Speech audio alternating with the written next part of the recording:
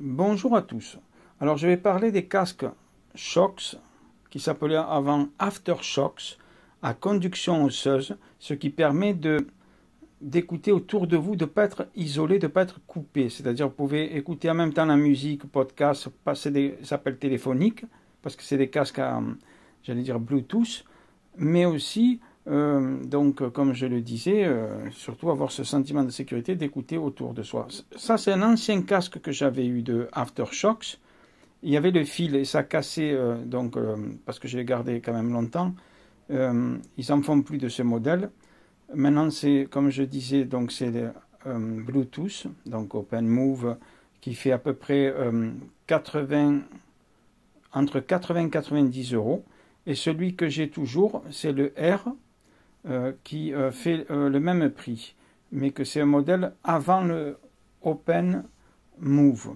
Donc, alors l'avantage du R, c'est que l'arceau plus à côté, tout est en titane. Donc c'est plus souple que le OpenMove, mais je peux vous dire qu'en ayant essayé donc le OpenMove, il est quand même confortable. Voilà. Et donc il a un prix très intéressant. Parce que j'ai fait une vidéo, mais là on ne va pas le voir sur celle-ci. Donc une vidéo où je parle, parce que j'ai eu la chance que Shokz m'a donné donc le OpenRun Pro, donc le modèle qui coûte 189 euros quand même, hein, que je suis content, et j'aimerais que Shokz m'envoie le OpenRun, le classique là, le normal qu'ils ont fait il n'y a pas longtemps là, parce que tous les autres casques, évidemment, je les ai achetés avant, ce qui est tout à fait normal entre nous soit dit, mais comme je suis un utilisateur qui apprécie vraiment beaucoup le travail de recherche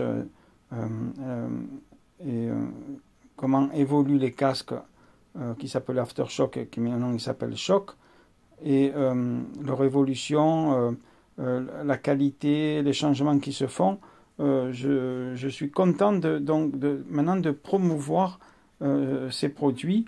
Et voilà, comme je le disais, chers amis, j'aimerais beaucoup que Shokz m'envoie donc le OpenRun, le normal, qui en 5 minutes donc de charge permet d'écouter pendant 1h30 par exemple de la musique, etc.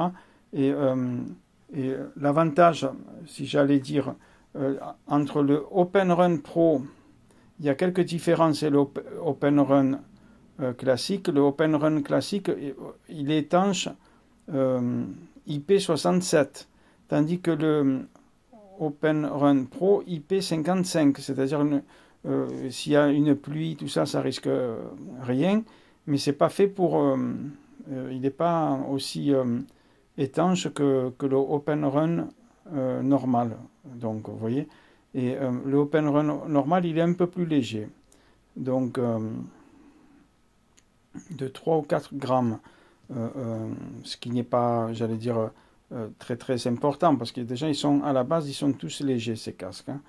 Et donc, le OpenRun Pro et le R et le OpenMove, sauf erreur de ma part, ils ont tous le même poids, 29 grammes, ce qui est très léger. Vous voyez. Et voilà. Donc, tous ces casques sont utiles et vous permettent de faire du vélo ou quoi que ce soit en toute sécurité, quoi. Voilà. Il permet d'écouter autour de soi aussi. On ne le dira jamais assez.